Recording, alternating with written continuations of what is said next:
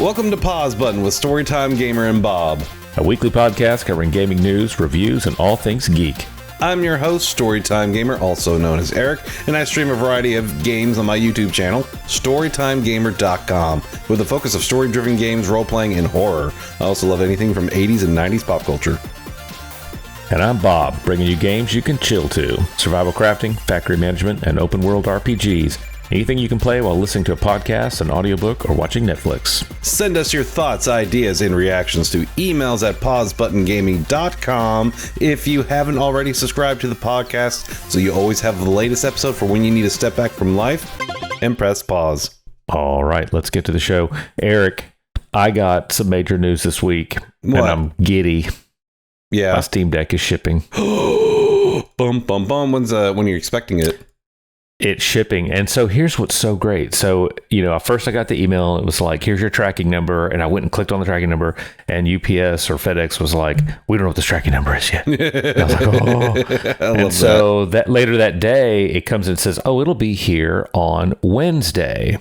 And I was like, okay, that's great news. I'm leaving. I'm flying out early Tuesday morning for a business trip, and I don't get back until Wednesday night. So I was like, all right, well, that's fine. I'll get up Thursday and mess with it. Well, this morning I got an update from FedEx, and it said that it will be here tomorrow night, which means it will be ready for my trip. Which means when I'm on the plane, when I'm in the hotel, I will have my brand new Steam Deck to fiddle with. So Monday night I'll be, hopefully, if it gets here, getting it all ready to go. Awesome. Yeah, hopefully it won't take too much to boot it up and get it going. Just quick log in and bam. Yeah. Just have to download things. Yeah. Well, that's exciting. Steam is so good. Yeah. Yeah, Steam is so good about telling you what games are going to be good for it. So you can go into your library and make a dynamic collection using a filter that says, show me all of my games that I already own that are optimized for Steam Deck. Yeah. Or show me all the ones that are optimized and playable. And so I've already got a list of games ready to go. I know Vampire Survivors are going to go on there first, and not Silence of the Lambs. Cult of the Lamb second. Maybe it should be Silence of the Lambs. Those won't be big downloads. Yeah, I'm going to get those on there, get my Steam save ported over. Excellent. And I saw God of War plays great on Steam Deck. Really? So, that's what it says. Oh, wow. Yeah, so I might be playing God of War on my back porch, getting ready for Ragnarok. Yeah, the only way I could do that is if I connect my iPhone to the internet with the Sony app or PlayStation app, and then play through a virtual connection of my PlayStation while it's on. Yeah, I tried that once and it was just meh, because you need to have a good strong internet connection, and it's I'm not going to rely on this. So. Well, expect a full report next week. Oh, I will. On my experience. I will. We got a ton of news stories stacked up here. You want to get started with yours? Yeah. So, remember that game Babylon's Fall? Since we're talking about all the Babylon games, or not all the Babylon, all the falling games. Things? Yeah. All the games that would just fall. Well, that has fallen. Babylon's Fall has fallen. It has become Square Enix is shutting down PS5's worst game before it's even a year old. And I remember seeing the trailer for this, and all I could think about was how it just looked meh. And it's from who developed it? I think it was Team Ninja, and you were hoping that that's disappointing. Yeah, when they're usually a good team of developers. A team of ninjas. Yeah, Ninja's team. Wait, no, hold on. I could be pulling that out of my butt. Hold on. 1 second. No, wait, no, this is Square Enix. I don't know why I thought Team Ninja. Well, the thing was that this game came out and then was announced when there was a bunch of other games coming out that looked just like it. Because this reminds me of that God's Fall that came out as a PS5 launch, and it looked kind of like Forspoken a little. It was just trying to go after so much at once. And I feel like Square Enix is stretching itself with development on a lot of games. That they're just missing the mark before it even gets to launch. And it's just what are y'all thinking? So anyway, that's gone. This article says it was an even bigger disaster than Anthem. That's because that's been in infamy as being just such that's a tall claim. Right. That is a tall. That was a really bad release. Right. Poor Anthem. I know. Let's pour one out for Anthem. Fine. Pour one for Anthem. Ubisoft has said that modern day stuff is going to start being cut from Assassin's Creed games. And I'm not happy about that personally. I think it's disappointing. Even with all the stupid, in my opinion, stupid, all the stuff they've been trying to do in Valhalla and in Odyssey. I didn't like that, but I loved it with the original Assassin's Creed games when you were Desmond Miles and you were kind of exploring. And I was like, they're getting it ready to be a modern day Assassin's Creed. And that's what should have happened. Yeah, I know. In my opinion. Because that was the whole idea. It's like, we're going to train you Desmond Miles with with using Ezio as your training simulation. And then you're going to go after, the Templars in modern day. Like, that makes sense. But then it's like, no, it's all in history, which is great. But to me, this takes away the whole cool aspect of what Assassin's Creed was.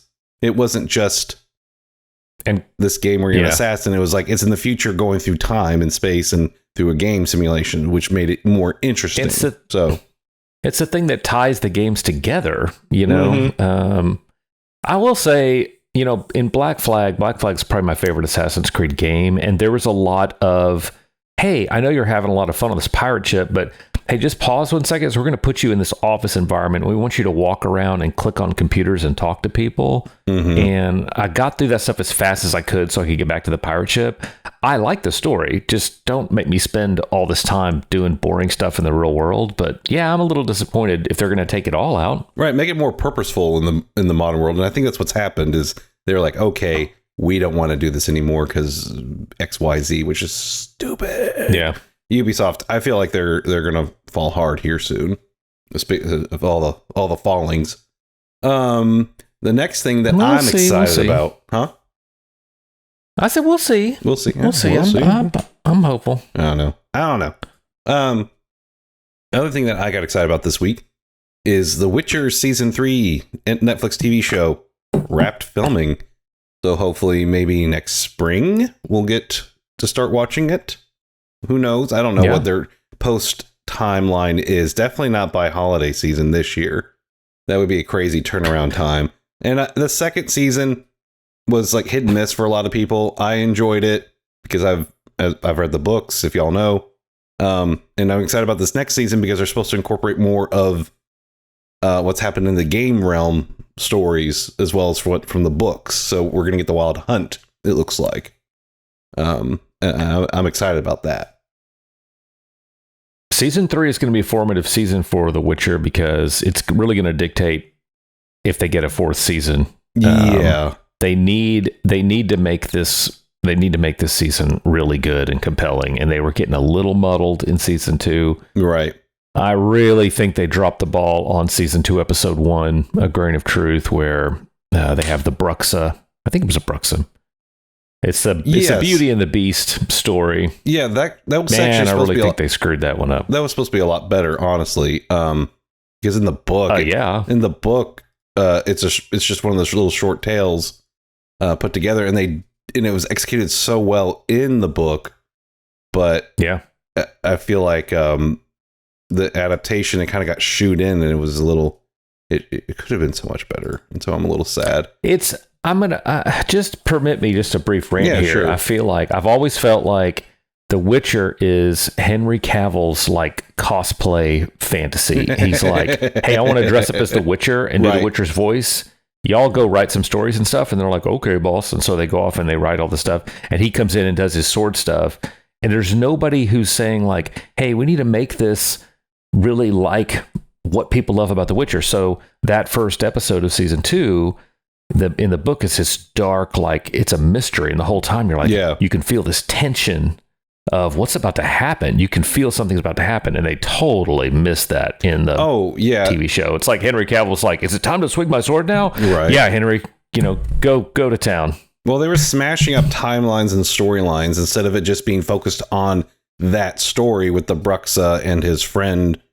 Because it goes into the whole thing about how the maidens, like the villagers were like, okay, if we send our virgin daughters who are not wanting to get married to this guy, this for a whole year, he will treat them well and show them the ways of love and pleasure, and then he'll give us money in return as well, because that's what the whole thing was. But the villagers would be like, "Oh no, my daughter's been kidnapped." So they'd be a whole faint thing, and it just shows how as a lot of the stories are, how more monstrous humans are, and than the monsters themselves, which is the heart point. That's the heart of what The Witcher is to me in the books and in the Witcher 3 game and most of the games. That's what it is. And then we kind of got away from that, but it's like they were definitely trying to rush. And I wouldn't be surprised if they're like, well, we don't know if we'll get a season 3 because of the way Netflix axes things, especially with Rings of... I hadn't... Oh, go ahead.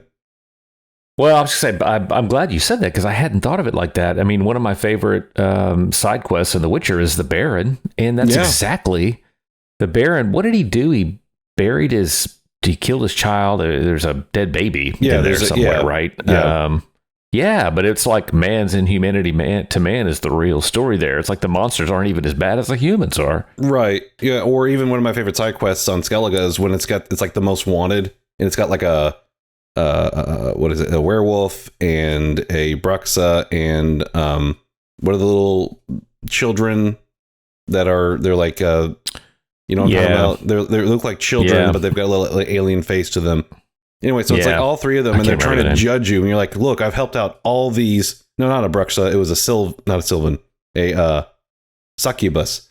And it was like, oh, we're going to judge you, Geralt, because you're a monster hunter. But if you did nice things to all these creatures in previous episodes or missions, it was like, okay, we're going to give you a pass. And it's so rewarding because it's like, you're not as inhuman. I mean, yeah, the monsters are more human than the humans are.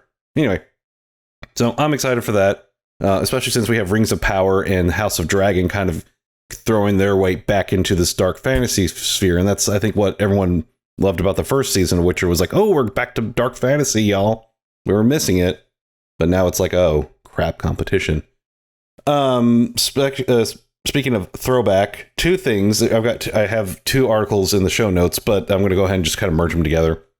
Nintendo had a Nintendo Direct, and they announced that GoldenEye is back on the Virtual Console if you've got the Nintendo Online subscription. So you can play the old Nintendo 64 GoldenEye, which is a huge thing because it is owned by Rare, and Rare is owned by Microsoft, which brings me to the other bit of news with GoldenEye. As soon as that was announced, it was like through a tweet. Remaster. Xbox is like, oh crap, we need to say this quick, and we don't actually have a real teaser or announcement, so they immediately threw together something saying, we've got the remaster of GoldenEye coming out to Game Pass in the near future. They don't even know when. It just hasn't said when yet. And there's going to be it's going to be different graphically because it is a remaster, so it's going to be a lot smoother. And I'll probably play it on the Game Pass because it'll be easier on my eyes. Because that's how it is nowadays. It's like I look at older games like, oh, that hurts my eyes. Like the first Resident Evil really hurts my eyes. PlayStation's Final Fantasy 7 can hurt my eyes if it's not like remastered properly. It's like, oh, my eyes. Anyway, so that I'm excited about that because that was a huge game, not just because it was fun, but just it revolutionized first-person shooters for many reasons. Which that's a whole topic in itself.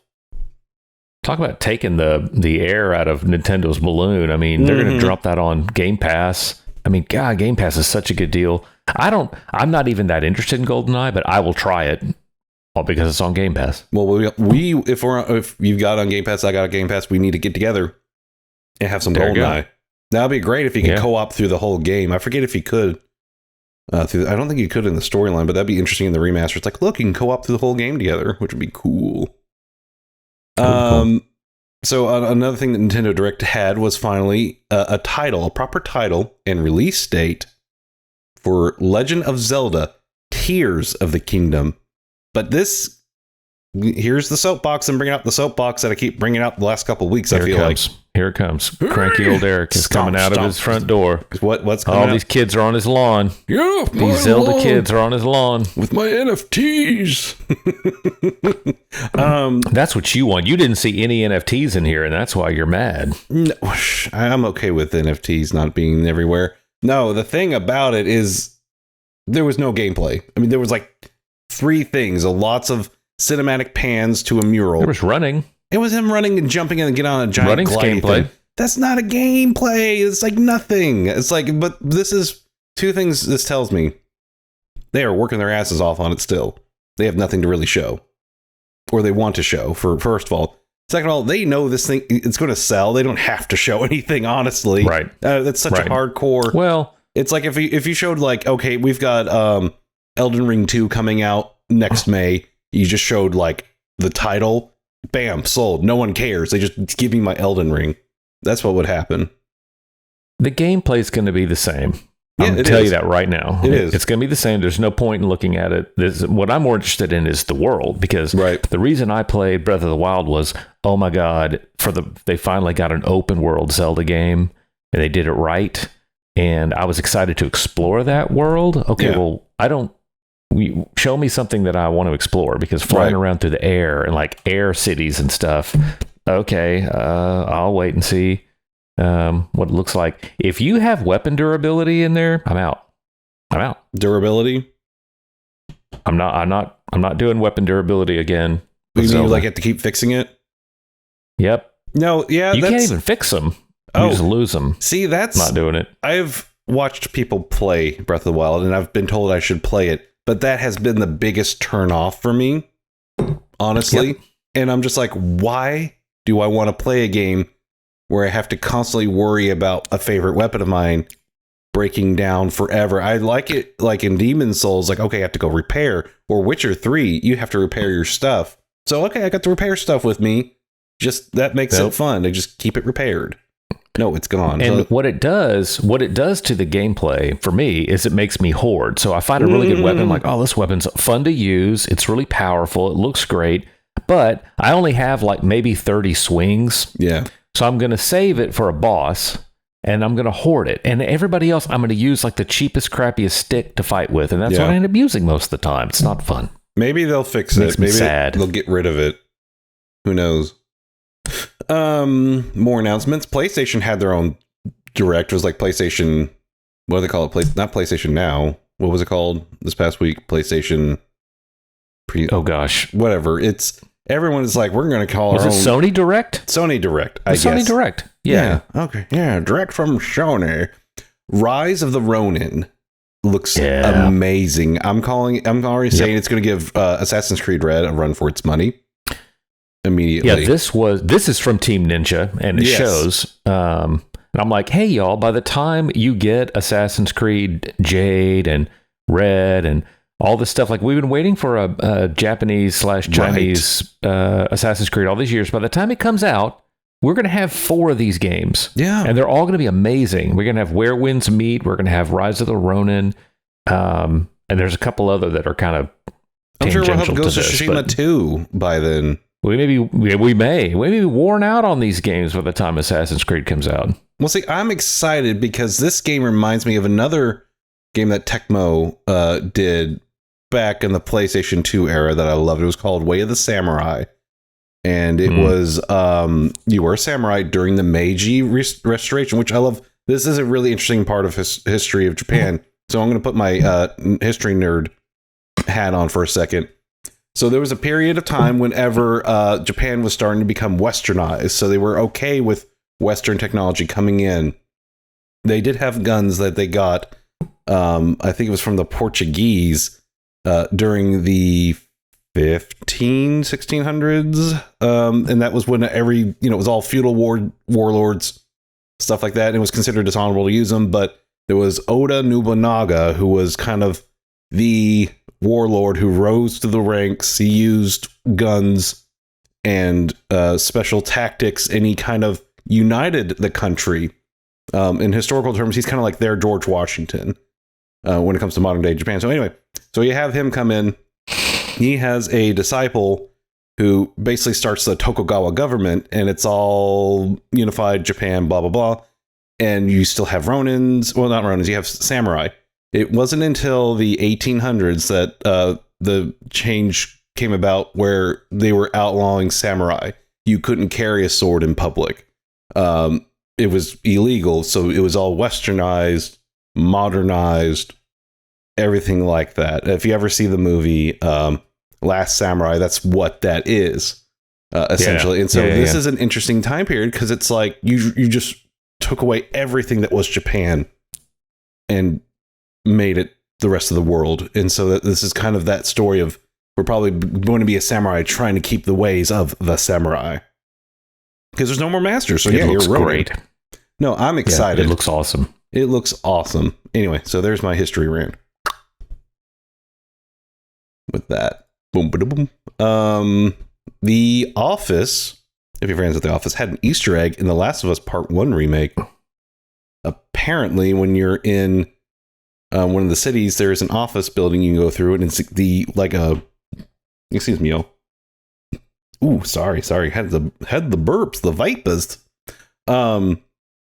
It's a reconstruction, pretty much exact, of the office, and so you can kind of walk around. You can see where Jim's desk is. You can see where the reception desk is. You can see where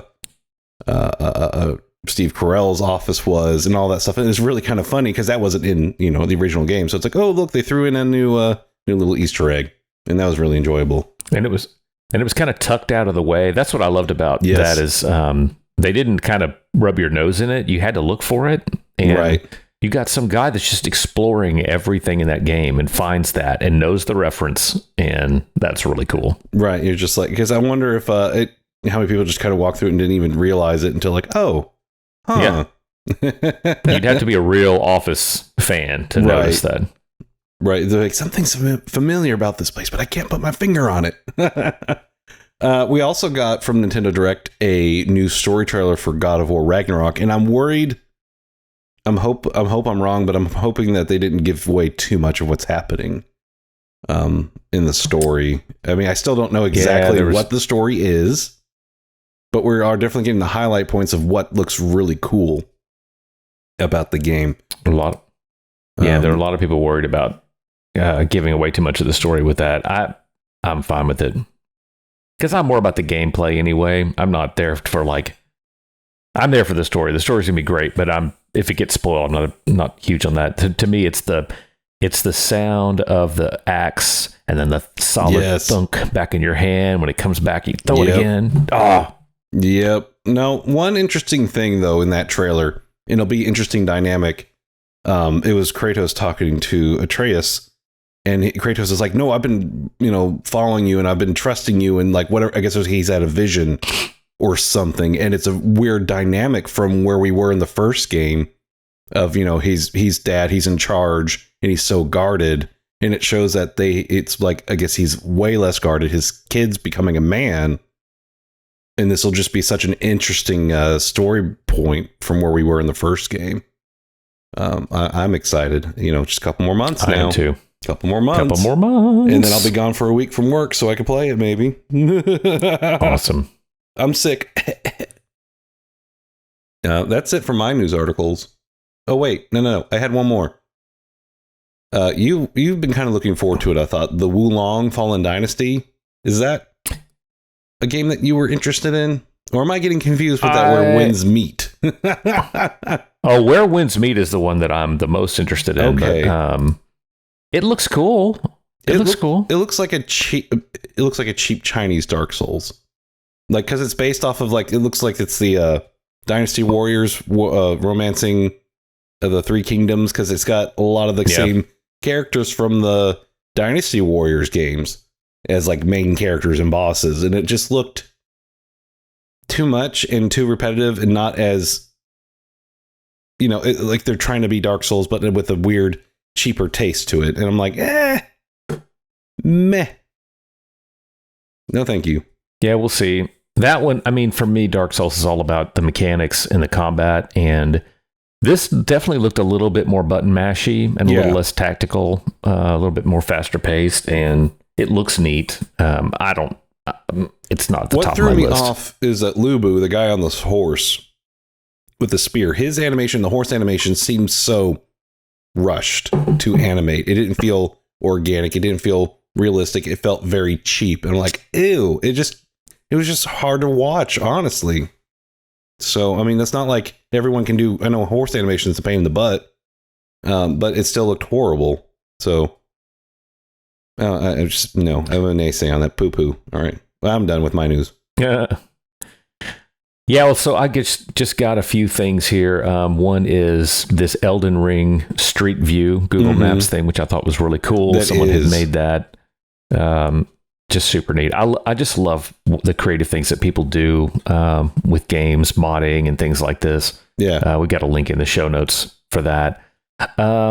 Since you've already been triggered a couple times this morning, and old man Eric has come out on the porch, we're going to talk a little bit about how cool the Forspoken gameplay looks. I've got 2 articles here. Forspoken looks like a faster, zippier Final Fantasy 15. And Forspoken hands-on preview, Spider-Man's movement and combat with magic. That got my attention because the whole fun of the Spider-Man game is swinging through the city and the movement and the parkour.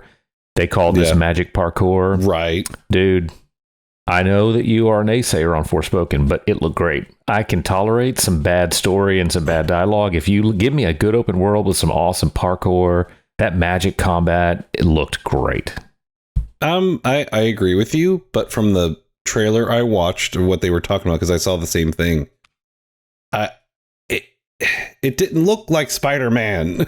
I mean, I think they're grabbing the name to try to get attention for it, in my opinion. That was the journalist who wrote that. Right, the journalist. I think the journalist was trying to give it as much of a positive spin on it, but I have to disagree. From what I was watching as they were playing it, or like their 1 hour demo, 2 hour demo, like, okay, that's a. If anything, it was more like the train of Forbidden West, because you could grapple and spin around. You don't say that's like Spider-Man when you've got the grapple. Well, no, that's a real good point though, because Forbidden West, like the key mechanic in Forbidden West is shooting the bow. That's it, and you can ride things, but the riding is not really satisfactory at all. Yeah. Especially because it's so hard to get those like velociraptor looking creatures, and then they're real slow. It's like, why am I riding this thing? Yeah. You've got the shield wing, but that's just a side mechanic. The core mechanic is shooting the bow. The core mechanic in Spider-Man is moving around the city and using your webs. Yes. And here, and this is my hope, is the core mechanic is going to be the movement through the world and the fluid combat mixed in with that. I thought these videos showed that. Now we'll see. We'll see. Is that really a core part? Is that where you put your focus on the gameplay mechanic? Well, it's between that and also the combat, because from what the journalist said and he was showing, I believe it was a he, was saying that, okay, if you don't go through areas if you go through flat areas, you can't really do the parkour. It encourages you to go through like the tree areas to kind of jump off stuff. I'm like, okay, I get that, and then grapple back and forth. And like, I could see how that is like Spider-Man, but there's a whole different thing from when you're swinging through the city as Spider-Man versus you're parkouring off of trees and then grappling. I can't wait for this game to come out, and I'm going to get all of this naysaying audio of you and play it back for you. We're going to have a whole episode where you walk back all of your criticism of this game. Right. Now, the combat, again, it reminded me much of, since it's from Square Enix, Guardians of the Galaxy. But it also looks really more complex than I really want in a combat. Like, we're going to give these players so many options of a combo. You know what it's going to come down to? It's going to be 2 of these magic spells that's the best combination, instead of like all 6 or whatever they're showing. Because I'm looking at the controller, I'm looking at the commands, and it's like, you have to do these different combinations and all this to get it going. And it's like, okay, what am I building combos? Am I Devil May Crying here on top of different magic spells? And each, like one's more defense, one's more aggressive. I'll have to pick it up with my hands and I will judge then. But from what I'm seeing, it's hard to take the word of these reviewers. I look forward to your retractions. I have to. Here's my obligatory anti-NFT article. I have to have one in here every time we talk. Ubisoft walking back some of their commitments about NFTs, kind of acting like, well, we had a problem with how we messaged this, and there was a comment in there about, well, our gamers aren't really seeing the value here. Well, hey, gamers aren't stupid. If there's value, then we'll see it. If there's not value, it's not a mistake in messaging. It's because the value isn't there. Right. If you think you have something really valuable, but people didn't get it because of your messaging, maybe it's really not that valuable. Maybe you were trying to spin it into value.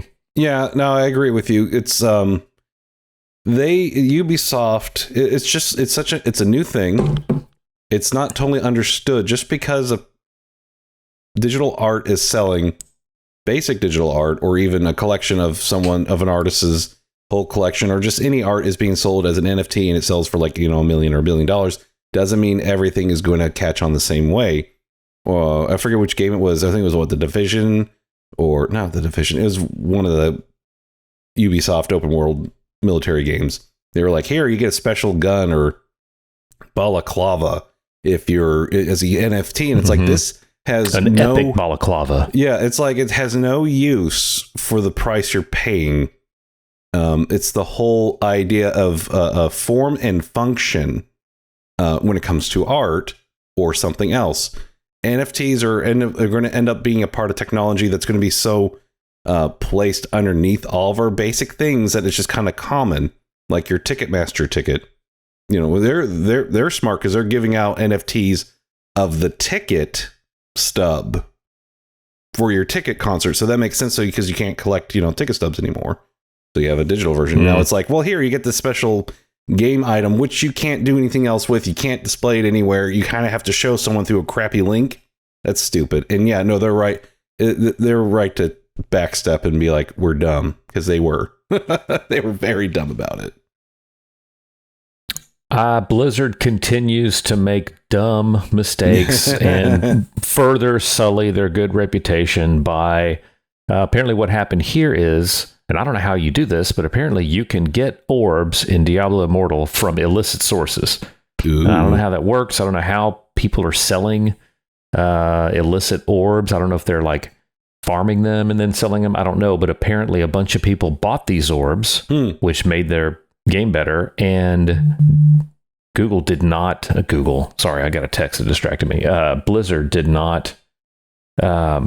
They did not ban those people or punish them in any way for that. You're talking about NFTs and purchasing them in games and all that. I mean, Diablo, I know they're not NFTs, but Diablo Immortal has these in-game purchases, and they can't even get that right. Right. Because it needs to be an NFT. Problems with people.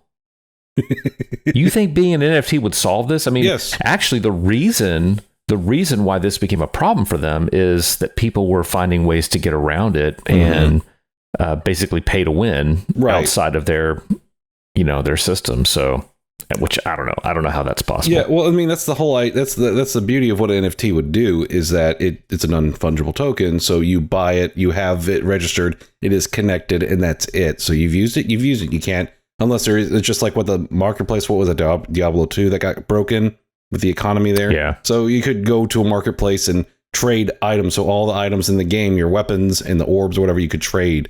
So it sounds like there's just an exploit with a pay to win. Or just like with people were doing that originally with when Elden Ring came out, they were doing runes and cloud saves and then selling those for real life money. So I mean, the people find a way to get through it, but with if it was NFTs, it'd be different. Just like I know at some point Fortnite is going to do NFTs for their V-Bucks, because that makes sense. I mean, we're already buying digital currency. Just having the NFT makes it easier to ground it and not duplicate it, if that makes sense. Yep. Anyway, so yeah, huzzah. I just have a couple more. There was an article about just some new details that have come out about the PlayStation. Whoops, sorry, no, that's not. I got the wrong link underneath that. The Black Panther game, Amy Hennig's Black Panther game. Yeah. It's a couple details I thought in here that were interesting. This is a Kotaku article. That she said that she wanted it to be approachable yet complex enough for serious gamers who want more depth out of their game and their combat. Yeah. She also said she wanted to see it structured like a TV series, like bingeable serialized adventure was the phrase, which I thought was kind of interesting. So these are the kind of details I like to see come out about these games. I have a lot of trust in Hennig, and I'm really intrigued by a game It's got really great characters and a really great setting. She talked about how the World War II setting was chosen because it's a formative time for Steve Rogers, and they thought it'd be interesting to have the Black Panther in there to deal with all of the issues around racism and other things that had to do with those characters at that time. So classic Amy Hennig kind of textured storytelling. So I thought that was a good update on that game. No, I'm curious to see how that pans out. I want to see gameplay. We're quite a ways from it. Well, quite a ways from it. Yeah, I'm excited. I don't know if you got a chance to look at this. This person did a deep dive on the Assassin's Creed Project Hexa. No, I haven't teaser. looked at that. So the article says, we have cracked the codes and secrets of Assassin's Creed Infinity Project Hexa teaser. And I thought, what kind of codes in there? And this is a great video if you're interested in this, because he goes in there and finds that the runes that are written on this pentagram are from a particular point in time in history. And he goes in and deciphers them and basically decides that this is a revenge story involving a demon. That's the big secret that he was able to tease out. There's a lot more in the video, but if that kind of thing interests you, it's some real serious digital sleuthing by this guy on YouTube. Sweet. The last thing I'll touch on is just some surprise news I got this week about a Sins of a Solar Empire sequel, Sins of a Solar Empire 2. I'm guessing this is not a game you've ever played. No, this is like a real-time strategy game in space. I loved Sins of a Solar Empire, the first one, and this is more than a decade ago, old PC game. So it's really cool. It's like RTSs are having a little bit of a revival right now. Yeah. No, and that's great. There's one I've been waiting to just play on my my PlayStation, because I have the PlayStation port of it. It's like Iron Harvest, which is like a steampunk World War One type of game, and I'm excited to try that whenever I have a chance. But yeah, no, that's exciting. Yeah, that's it for the news. Let's talk about what we've been playing. All right. Well, I've been a little busy because I'm getting ahead of my recording schedule for what I'm calling Spooky Time Gamer, because it'll be Halloween season very soon. So I'm going to start rolling out next week, because I want to make sure we have enough time for all the Halloween's fun games. So I've been playing Dead Space 2. Excuse me. It was on it's the Xbox 360 digital copy, played on the Xbox Series S. And apparently, and I've owned this digital copy for like years. But apparently with the Xbox Series S, there's been some perks to it. The frame rate's up to 60 FPS without any hiccups to the textures. So it looks amazing. And the textures look really good too, which has been great. And it's got the save, pause, progress. So, you don't have to exit all the way out of the game. You just put the Xbox in sleep mode and you pick it right back up without any hiccups. So that's amazing. So I've been really enjoying playing that and recording that, because that's one of my favorite games. Especially since we got Crystal Protocol coming out in December and the Dead Space 1 remake in the next couple months. Because I was debating if I'm going to play either Dead Space 1 or Dead Space 2. And I was like, no, I'll do 2. It's been about 10 years since I played it. And it's amazing because it's just like how Dead Space 1 is Alien. Dead Space 2 is Aliens. More action. Oh, really? But it's got a lot of the creep factor to it. I just went through probably the creepiest part. I'm not going to spoil it now. You'll know it when I get to it. But it's got parts that creep me out still. But I love it. It's such a good game. And if you've never played any Dead Space games, think of Event Horizon meets Alien. And that is what it is. And Event Horizon is one of my favorite science fiction horror movies of all time. Yeah.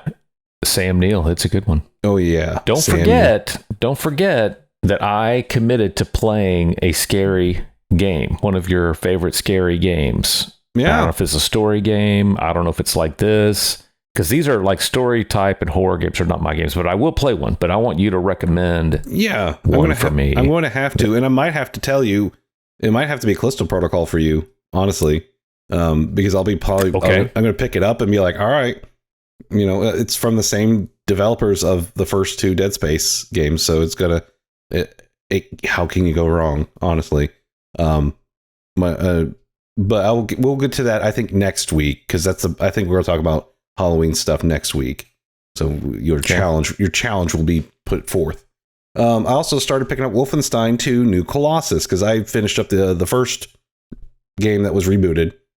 I enjoyed that, and the second one I'm really enjoying because this one was made, I think it was 3 years after the first reboot came out. It was put out in 2017, so right after Doom reboot 2016 came out, and that was such a huge hit. They're like, all right, we got to, keep up that energy and everything else for New Colossus, and I'm enjoying it so far. Great graphics. Really, they had more budget, it seemed. Good animation, really fun. You start off, you're the same character. You've woken up from like a coma or from a lot of injuries that you got from the first game, kind of continuing the story. But you're in a wheelchair for the first level, but you're still killing Nazis. Oh, that's awesome. So it's like, yeah, you're pretty badass in this, and I'm enjoying it. I'm loving it. So that's my off-screen guilty pleasure game that I'm enjoying. Yeah, I've been just doing some comfort games. I didn't get a whole lot of gaming time this week, but I'm really looking at The Wandering Village, and I might try it right after we're done here. It is a city building game that takes place on the back of a giant, like, dinosaur-looking thing that wanders through this environment. It looks really cool. It's got great reviews, and I think it plays well on Steam Deck, so I'll be prepping my Steam Deck games this week. Excellent. All right, so that's our games we've been playing. What have you been watching? Have you seen any bit of Edgerunners, Cyberpunk Edgerunners on Netflix? I started it yesterday. Yes. Yeah. What do you think? It's not for me. I'll say that. I was about to say it's very. I'm interested to know what you think of it because it seems very anime, and it's just. I'm sure it's fine. I literally when I watch it. It doesn't resonate with me at all. It just doesn't get past the filter for some reason. I don't know. I'm not an anime person. It's so anime. It doesn't look like Cyberpunk to me. So I don't know. I fell asleep, honestly. So yeah, but what did you think about it? Well, I haven't finished the first episode, but I've seen enough to get, okay, this is what it should, this is the precedent that the show's given. And it's taking the liberty of what CD Projekt Red has created, and they just took all that and translated it, which it's great when it looks like the same thing. It's like, oh, we're reinterpreting it. It's supposed to take place in that same world. Yes, it is very much anime. It's not like League of Legends. It's not like Love, Death, and Robots animation type of thing or adult animation. This is pure anime. So yeah, if you're not an anime fan, I wouldn't say don't watch it. Give it a try if you've never watched anime, but you like Cyberpunk. Because all I could think about while watching it was Armitage the Third, thinking about the original Ghost in the Shell. And those are very popular in the... because that's... I would actually say, Bob, you need to watch the original Ghost in the Shell movie. Not this TV shows or anything like the original Ghost in the Shell, because that was actually one of the biggest inspirations for the Matrix films. And it's right. And I love that movie because that's not my first introduction to Cyberpunk, but it really helps with the anime, and animation really gets into the Cyberpunk realm without any compromise to what Cyberpunk can do for you. So yeah, the animation style is great. The blood was great. I'm just getting into it, and I'd recommend it, but it's not like, oh my God, it's the best thing in the world. I'd rather have more League of Legends than watch more of that, honestly. And it was funny because as soon as I was done watching it, whenever I stopped, I was like, man, I kind of want to watch League of Legends again. I know. It's that good. It is. So we're all caught up on Rings of Power and House of the Dragon. I think I may be behind on a Rings of Power episode. I was just going to comment that it is really impressing me. Man, there are a dozen ways they could have screwed up Rings of Power. Agreed. And they're doing a great job with it. I'm enjoying it. I'm interested in what's going to happen. very pleased with it. And I hope that I'm behind on one so that I can watch it tonight before House of the Dragon. Yeah, there was a 4th episode that was just put out Friday, and I watched that yesterday. Excuse me, sorry. I'm just a little gaseous this morning, everybody. I'm sorry. It was good. It continued on with the story. I'm still intrigued. I'm still interested. Nothing looks hokey. Nothing feels hokey. Yeah. And that's what we want. You know what they got really... Oh, go ahead. Finish your thought. I was going to say, it doesn't feel like the Peter Jackson necessarily. It feels it belongs in that world, but it doesn't feel like we're still watching The Hobbit or the original Lord of the Rings, which that is a good and bad thing at the same time. So it feels good. It feels good, and I'm enjoying it. It's well produced. Well produced. One gripe, though, is with the dwarves, and I wish someone would have slapped someone silly. Not the beards. I'm done with that thing with the beards and the women. Is that their hands? And I can get it if someone called off like, no, we're not going to spend 5 hours trying to get dwarf hands and arms onto every dwarf actor. But I kind of wish we had that for some of our dwarves, because that was a big thing in The Hobbit, is that every dwarf had special, their arms and hands looked different because of the size they were as dwarves. We didn't necessarily get that with Gimli, but he was covered in armor constantly. So, I don't know. That's just a minor gripe. Otherwise, I'm still happy with it. I'm excited. I'm not a big fan of the Harfoot storyline. It's fine. I'm just like, when they start telling the story of the Harfoots, I'm like, the Harfoot actors, everything's fine. It's just hurry up and get back to the characters that I'm really interested in. I will say they got orcs really right. Oh, God, I love the orcs. It makes it like a horror movie. Love it. Yeah, you know what it reminds me of? Those orcs remind me of the orcs in Shadow of Mordor and Shadow of War. But they've got a lot more personality than they do in the Peter Jackson movies. Yeah. They speak in that Cockney accent, but they're very animated features. Yes. It doesn't look like a man in makeup. No, it doesn't. And plastic and rubber and stuff. It looks good. I mean, they did a great job with the orcs. They For did, a TV show, I thought they did. And they made them feel really threatening on screen, more than just kind of a comical, like we can kick your ass type of character. Like they could be pushed around. No, these guys aren't being pushed around. And I think that was appropriate. And they show up in this latest episode for a good portion. And it made me happy to see them. And I'm enjoying that. So it's good. Very, very good. And then House of the Dragon, I'm going to go ahead and segue to that. That's doing well too. And one of my favorite things I like about it is that it's over a period of time instead of, I forget if I said this last time or not, but it's over a period of time of like months or even years, instead of like, well, here's what's happening the next day in the next episode. And I like that a lot more than what was happening in Game of Thrones, because Game of Thrones, it's like, okay, there's something really big happening and we don't have much time.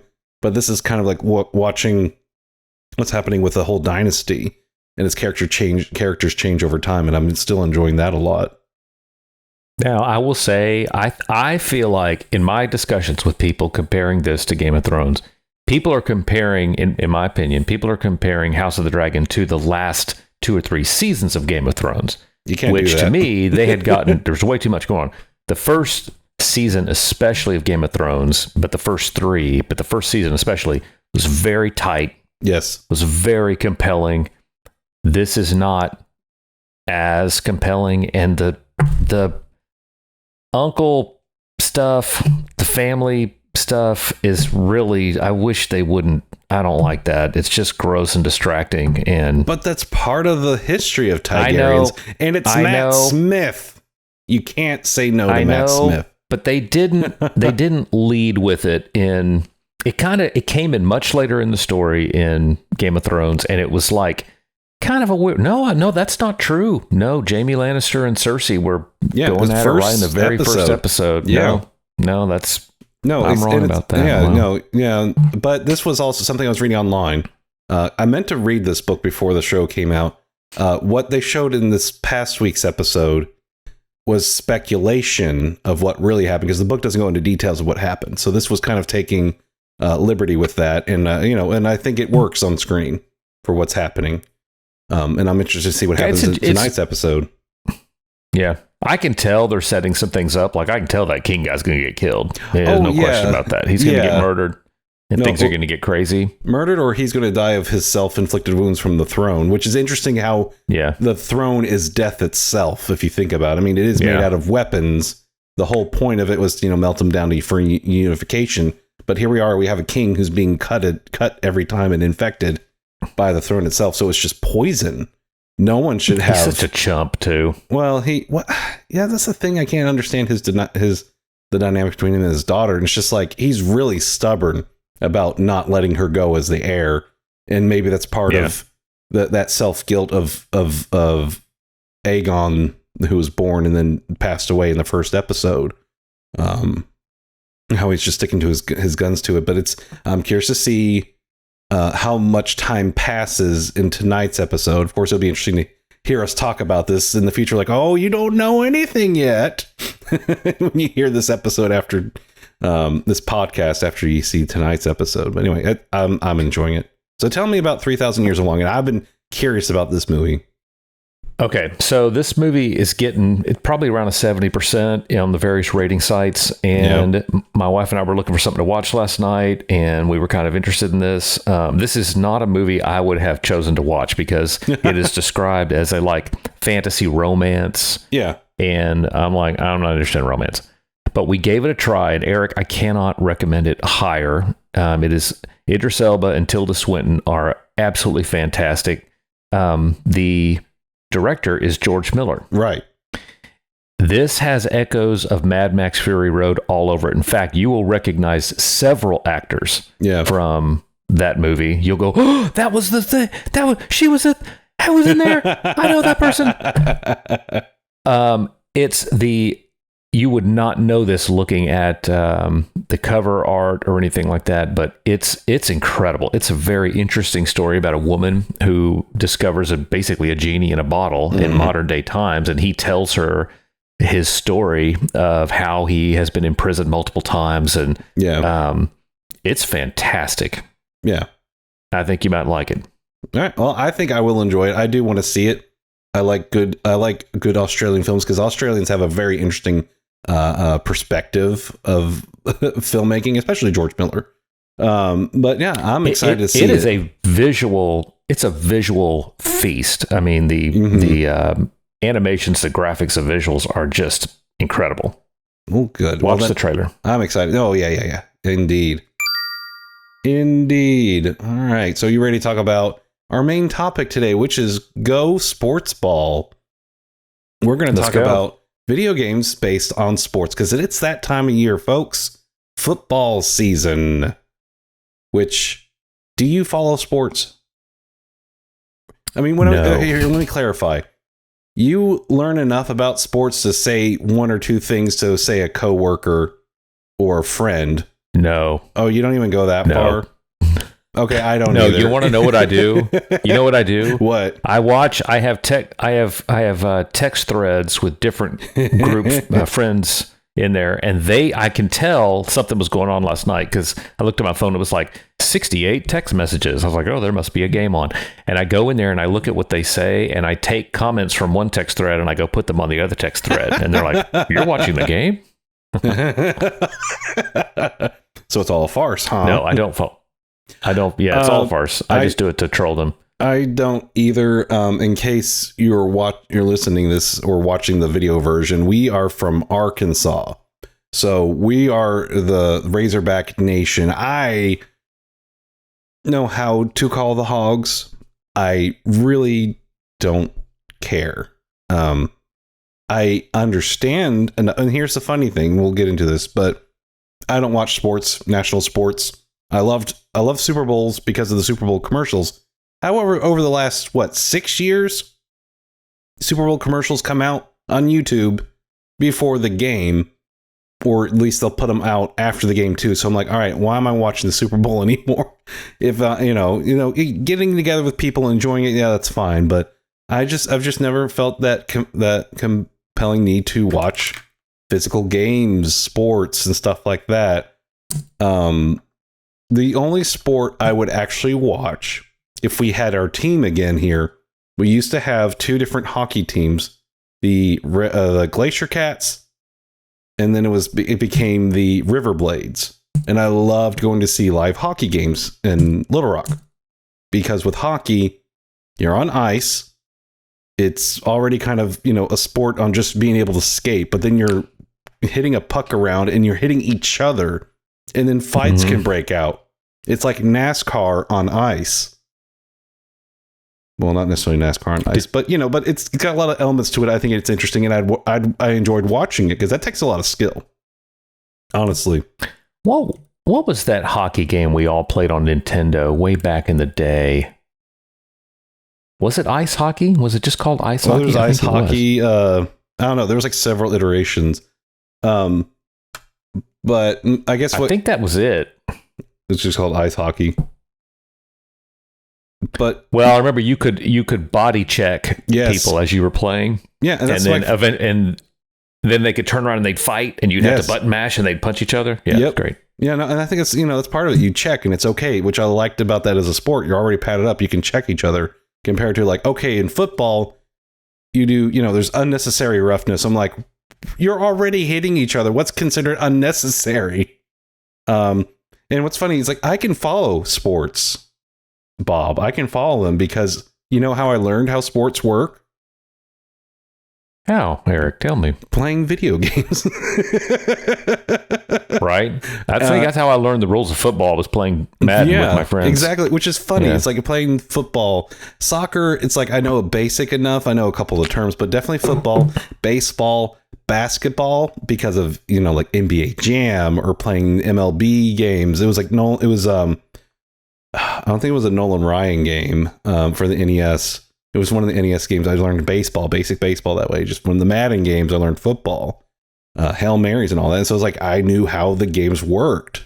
But I played football for 2 years, but I never followed any national sports teams or anything along the lines. And I've enjoyed going to a baseball game. My dad would take me to baseball games as a kid. I enjoyed them. Snacks help. But I would say ultimately the only sport that I've really enjoyed physically going to is hockey, but I don't watch anything on TV. And then we both have friends that watch and are big Hogs fans or baseball fans. And I'm like, that's your thing, go for it. Just like where our big thing is video games. And they are probably just as like, why do you want to be inside all day playing a fake game compared to a sport? We all have our reasons. So I respect all of you out there who follow sports teams. I am one who does not. Do you remember? I'm looking for it. I'm trying to share my screen. Larry versus Bird. Not Larry versus Larry Bird versus Jordan. Yeah. On the PC. Did you ever play that game? No, I never did, but I do remember that. Yeah, I thought it was funny. I'm trying to share it right here. I remember playing this game. Yeah. Yes, I do remember this game right here. Yeah. But I played that a lot. Yeah, the thing that I don't like, this is why I brought it up, is because every year there is a new version of a game like Madden, NHL, MLB, and it's the same game, updated roster, tweaked statistics. And I remember just this past year, the Madden 2022 was having so many, so much advertising. They're like, this is a whole new game. We're changing it up where you can direct the ball as you throw it. So you kind of curve it as after you throw it to get it more precise. And it's still flopped. This game is getting so many bad reviews right now. And I'm like, it's the same game. What did you expect? And every time I look at it, it looks so... The hits, whenever the people collide, even if they do motion capture, which was like I was watching the behind the scenes of them doing motion captures of different hits, and it's supposed to be more authentic with the animations. Like, it still feels plasticky, if that makes sense. It doesn't feel like these are people hitting each other. And that takes me out of that, I guess, that fantasy of, okay, I'm going to be a football player. No, this doesn't feel like football. It feels very bland. Yeah, I mean, I think for people that love, like if you love baseball, you just love baseball, you're probably going to love MLB The Show, right? But if you're a video gamer, you don't need to play every MLB The Show because you're not so deep in the lore and the background and the Right. players and all that stuff. And the technology's gotten to the point where they're simulating the game pretty well. A few more polygons on a player's face is not going to make a huge difference. Whereas, back in the day, like that hockey game, that Nintendo hockey game had a particular mechanic to it. It was really simple, but also really simple to understand and play. Right. And I think now they've gotten so much more complicated. And I think that's the thing, is that video game developers don't need to shift from this mindset of the paying so much for the franchise, because as soon as it's past the next year, that version of the game is what, $10, $5. It's dirt because of the new game they put out. You just shelled out $70 for a new game. But the thing is that you have to make it enjoyable. I think it needs to feel like a game. You can't make it too realistic when it comes to these things. And I actually have 4 games that I've played and loved in the sports genre. My favorite football game was NFL Blitz, and I played that on the Nintendo 64. And I loved it because it was very exaggerated hits. You could, as soon as you get them knocked down, you could do like body slam people still. You do drop kicks. And it was very aggressive, very unrealistic. But that was what was fun about it, was just how it was like just 4-on-4 football, and you'd hit each other really hard, and it was exaggerated. And that's what made it more fun than say, whoa, that was so realistic. No, this was just fun. That was good. Wayne Gretzky's 3D Hockey 98, another 64 favorite. Loved that because it was very exaggerated checking. And then you could actually have like a flame puck. You could have a superpower to flame up your puck and then shoot that into the hockey goal. Yeah. And that was fun for me. And that was just fun because it's not like, well, it's just a hockey puck. No, it was a super shot on fire hockey puck. Just like how NBA Jam was similar with your slam dunks. You make a spectacle out of it. My favorite baseball game was actually called Super Baseball 2020. And that was developed by, I played that on the Super Nintendo, but it was from a Neo Geo arcade cabinet. And it was like cyborgs and robots were on your team. Female players were there, and you'd have special like fireballs and super hits and stuff like that. And it was just so much fun. Making it futuristic, it was always fun. So that's a neat looking game. Yeah, and so those are the sports games I play, and I think that's the thing for at least for me. I prefer an exaggerated sports game over a realistic game, and I think those exaggerated sports games will actually do better, I would imagine, for more people and more players than just what we're going to hear is the Madden game. Yeah, they'll appeal to different types of players for sure. When you put this topic out there, I started thinking about the sports games that I played, and I know this is cheating, but the sports games that I've gravitated toward the most are snowboarding games. That's not cheating. And right, I know. Well, it's cheating a little because they're kind of racing games. It kind of depends on what type you're into. So the first snowboarding game that I got into was called Border Zone. It was a PC game. Yeah. And if you look at it, there's a couple cool things about Border Zone. It was a racing game, primarily. You could do tricks. I've got a link to some YouTube video, but the cool thing about Border Zone is it had a not custom soundtrack. It had a soundtrack that they had commissioned just for the game by it was like a French band that made rock music for video games. And this soundtrack was so good that when I went skiing that year after I'd been playing Border Zone, I extracted the audio from that game and took it with me skiing because I took snowboarding lessons, and I was like, I'm going to listen to the soundtrack of this game while I actually snowboard. I didn't snowboard. Man. I switched to skiing, but I've still got it. When I go skiing, I will sometimes put on some of these tracks because they're great. And then I got into a game called Amped on the Xbox 360, and Amped was more sporty. It was not about racing. It was about tricks. Yeah. And my wife loved Amped. After we took snowboarding lessons together, we went and started playing. We'd take turns playing Amped. And then what happened was SSX Tricky came out. Yes. And my friends that were into gaming loved SSX Tricky, and I hated SSX Tricky because SSX was all about like you had fireworks and the snow was like purple and pink, and it was very over the top. Yeah. Tricks and stuff. And I liked a little bit more realism in my snowboarding, which is why I've really enjoyed the game Steep, which I think is an EA game. Probably. It's about the most realistic sort of extreme snow sports game that you can find. The graphics are incredible. If you haven't, then I hope you could play a demo, because if you've got a PS5 and a good TV, Steep is very impressive. I'll have to check it out. That actually reminds me of another. I guess for the 64, since it was like it was the era of 3D gaming. Because actually, it reminds me of it was like 1080 snowboarding. I loved that game on the 64. Wave Race, Pilot Wings. Those were fun. Those were fun.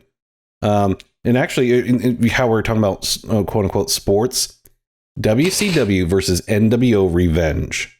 It got an award. That was a 64 wrestling game. It got an award for the best fighting game, and that was an amazing sports game because it was really fun to play. One of those. Oh, I mean, I wasn't into wrestling, and I had a wrestling phase. It's because of these games, because it was like you could hit the other player or the other wrestler, and it'd be realistic compared to here's choreographed stunt action work in the wrestling with the drama.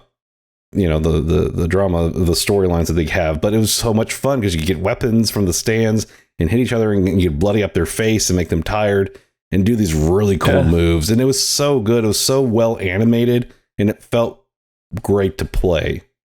I'm watching it, and each player's got, they're made up of polygons. Yep. No, yeah. So it's definitely got 60 polygons on their body. Yep. No, it's definitely the old school, polygons, but it was so super smooth good. Though. Oh yeah. No, it was beautiful. Yeah. And you could kind of customize characters, and Sting was one of my favorites. Rey Mysterio was great. Because he was kind of like Spider-Man, had really cool flips. It was just really well done. And you'd have really cool, just moves and maneuvers. And I played that for hours. Some fun nostalgia there. So, it takes me back. I guess for us as gamers and maybe the gaming community, you guys send us your thoughts as well to emails at pausebuttongaming.com about what your games are that you play that are sports based. And if you kind of agree with my position of an exaggerated fantasy type sports game integration versus a realistic sports game, and that's kind of the way that games, in my opinion, should be when it comes to sports. It should be exaggerated. It should be fun. You have some of that realism, but then you have some of the extreme things like a flaming hockey puck, or excessively hurting each other in a football tackle. That I think makes it more interesting to play.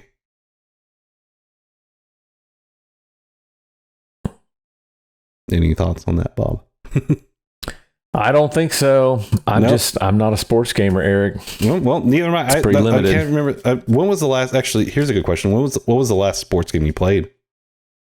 Are we counting racing games? No, because Mario Kart can't count. Because I've played Mario Kart recently. I mean, I guess it would be Steep. Well, Riders Republic is it's tricks versus racing. Yeah, I played that a little bit. I didn't play it real seriously. Thinking if there's any other sports games, I don't know that there's any sports games in any of my catalogs. I mean, the straight up sports games, Super Baseball, that aren't racing. Super Baseball 2020 has the Neo Geo arcade you can buy for the PlayStation. I think for the Xbox as well. So I bought that. I played that like a month or so ago, and I'm probably gonna pick it up and play it again today because it's just talking about it. It's like, oh man, it's been a while since I tried it. But yeah, no, it's. I would love if Blitz came back out. You can buy the arcade cabinet from Arcade 1UP. Just like I have the Mortal Kombat one and the Ninja Turtles cabinets, you can buy the Blitz cabinet, and it comes with like 3 different Blitz games. But that seems a lot harder to do on the joystick and button mashing versus a controller. So I'm going to hold off on buying that one personally. But I think that's to me, I thought that was always an interesting topic because it's a game, but it's a virtual game versus something that's realistic. Yeah, we spent a lot of time the last couple episodes talking about upcoming games and things we're looking forward to. Yeah. Sports games have not made it onto those lists. No, and that's just because obviously I think that's part of it. We're not into sports in the real world, but a lot of the sports games that come out are realistic sports games. If I heard, oh, look, it's NFL Blitz 2023, I'd be like, oh, I'm ready for this to come back. And I'd be all there waiting for it, or NBA Jam would be. Yeah, but even in, and I'm not just talking about our list, I'm talking about the lists of games that everybody's talking about, that all the publishers are coming out and announcing. You don't see as many hardcore sports games in that lineup. You're seeing a lot more story-driven games, RPGs, open world games. There's so much more out there now, and maybe sports games are becoming more niche. Or maybe because whenever games were starting to be developed, it was easy to port that idea versus a new IP. Yeah. Or maybe the audience that you and I are, when it comes to gaming, we don't want to play sports games because sports games are kind of predictable. We know what Madden 2023 is going to be like, what Madden 2021 was like. Right. It's all the same thing. So I think that's part of it. So the game industry has to figure out, like EA, especially with their hold on EA Sports. EA Sports, it's in the game. I grew up with that. Yeah, me too. Something would have to change on that, production line. But what has come out of it are esports. Rocket League. Yeah, that's right. That's right. You have League of Legends. You have gaming as a sport versus sports. So maybe that will be the changing thing in the future. It's like you don't need to have a Madden NFL tournament, which I think they do, which is weird, but whatever, dude. Versus, here's a Fortnite tournament. Yeah.